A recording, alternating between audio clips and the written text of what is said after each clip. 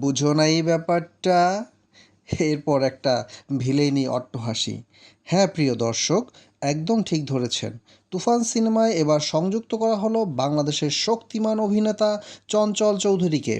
আয়নাবাজি ও হাওয়া সিনেমায় চঞ্চল তার অভিনয়ের যে কারিশমা দেখিয়েছেন, তাতে ধরেই নেওয়া যায় এবার জমবে সাকিব আর চঞ্চলের খেলা। সময়ের সেরা পরিচালক রায়হান রাফি তার আপকামিং তুফান সিনেমায় চুক্তিবদ্ধ করলেন চঞ্চল চৌধুরীকে। এই সিনেমায় নিজের উপস্থিতি নিয়ে চঞ্চল বললেন, তুফান সিনেমায় আমাকে একটি বিশেষ চরিত্রে দেখা যাবে। এদিকে পরিচালক রায়হান রাফি বলেন, চঞ্চল ভাই আমাদের দেশের বর্তমান সময়ের শক্তিমান অভিনেতা। তুফান সিনেমায় শাকিব খানের সাথে তাকে পাওয়াটা আমার জন্য অত্যন্ত আনন্দের। তুফান সিনেমাতে শাকিব খান ধরা দিবে সম্পূর্ণ ভিন্ন রূপে বাংলার দর্শকদের সামনে।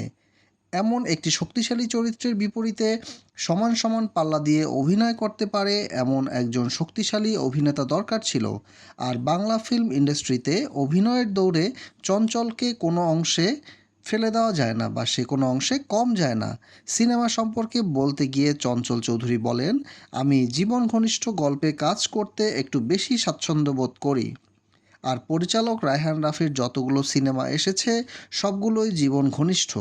সময়ের সাথে সাথে সিনেমায় রাজত্ব করতে করতে মেগা স্টার হয়ে দাঁড়িয়েছেন কিং খান শাকিব খান।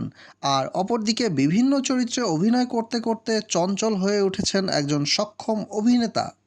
তাই আসছে কোরবানির ঈদে নায়ক চরিত্রে শাকিব খান আর ভিলেন চরিত্রে চঞ্চল চৌধুরীর মারদাঙ্গা অভিনয়ে তুফান হয়ে উঠবে এক ঐতিহাসিক বাংলা সিনেমা। আর আপনারা ইতোমধ্যে জেনেছেন যে তুফান সিনেমার বিভিন্ন দৃশ্য ধারণ করার কাজ করবে বাহুবলী সিনেমার টেকনিশিয়ানরা। তাই ধারণা করা যায় যে এবার ঈদে তুফান সিনেমা অতীতের সব রেকর্ড ভেঙে দিয়ে বোমা ফাটাবে বাংলা ফিল্ম ইন্ডাস্ট্রিতে।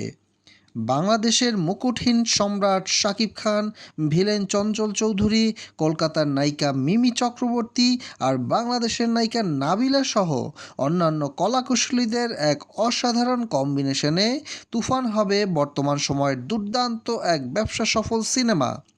তুফান হবে 60-এর দশকের রিয়েলিস্টিক অ্যাকশনের এক ধামাকা সিনেমা।